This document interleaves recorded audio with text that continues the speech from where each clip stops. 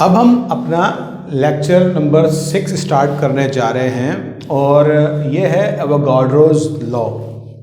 Avogadro number के बारे में चैप्टर नंबर 1 में हम पढ़ चुके हैं थोड़ा सा।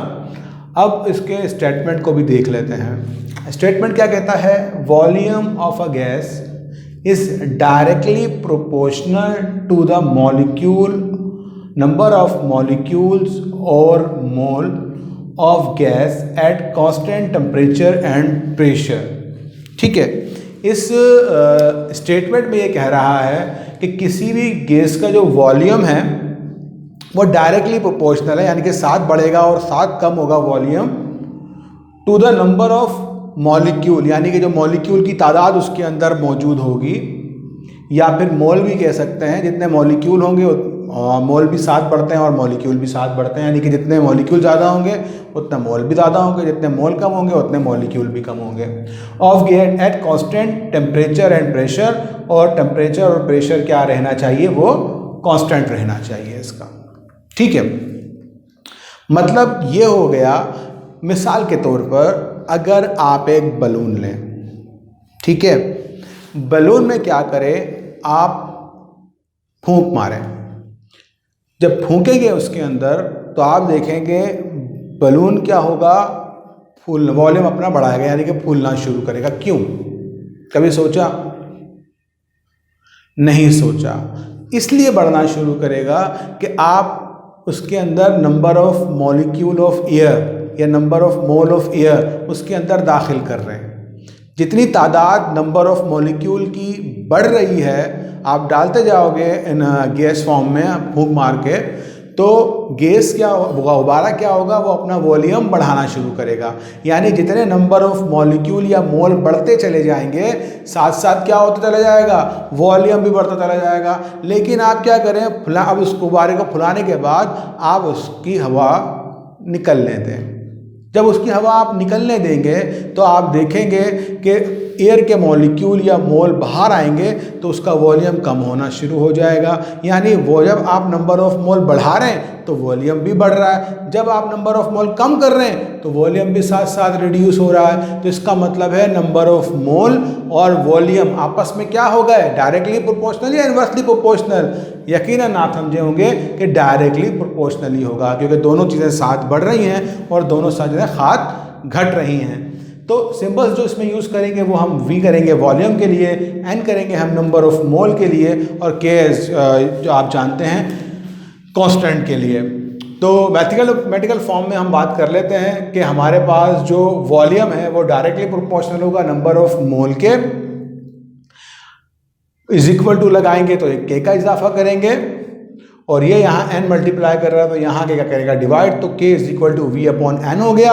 इनिशियल स्टेट के लिए हम K V1 अपॉन N1 कर लेते हैं, फाइनल स्टेट के लिए V2 अपॉन N2 कर लेते हैं। तो इस तरह हमारे पास एक फॉर्मूला बनेगा V1 upon N1 is equal to V2 upon N2। इसी को हम काइनेटिक मॉलिक्यूलर थ्योरी के मुताबिक बात कर लेते हैं। काइनेटिक मॉलिक्यूलर थ्योरी क्या कहती है कि हमारे पास जो मॉलिक्यूल हैं गैस के, वो कंटिन्यूस मूवमेंट में हैं और कंटिन्यूस मूवमेंट के साथ साथ एम्प्टी स्पेस रखते हैं बीच के दरमियान, अपने दरमियान। और जब हम कभी भी उनको इजाफा करेंगे तो मॉलिक्यूल की तादाद बढ़ने की वजह से उनका टकराव बढ़ जाएगा, और जब उनका टकराव बढ़ जाएगा तो इफेक्टिव कोलिजन की वजह से वो वॉल से भी टकराएंगे, और according to the kinetic molecular theory वो गैस जो है वो वॉल के ऊपर प्रेशर डालेगी, और प्रेशर डालने की वजह से वॉल्यूम एक्सपेंड करना शुरू हो जाएगा। और इसी तरह अगर हम कम करेंगे तो वॉल्यूम कम होना शुरू हो जाएगा।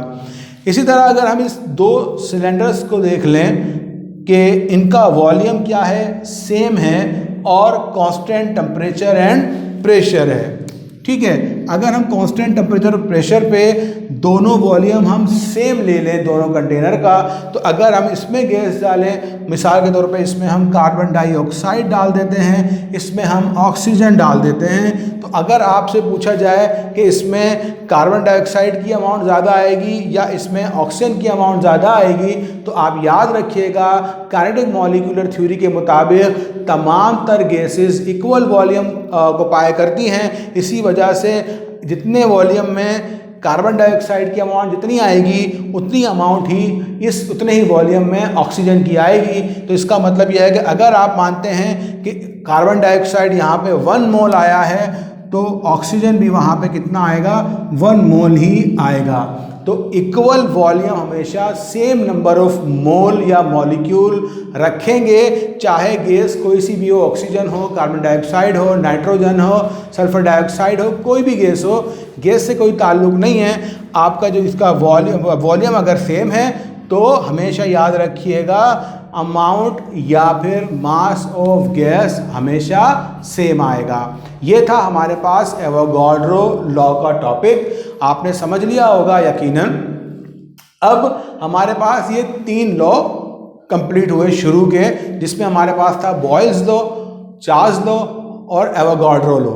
आप लोगों ने देखा उन सब में एक चीज़ कॉमन थी कि बॉयल्स लॉ जब हमने पढ़ा था तो हमारे पास V जो है वो इन्वर्सली प्रोपोर्शनल था प्रेशर के।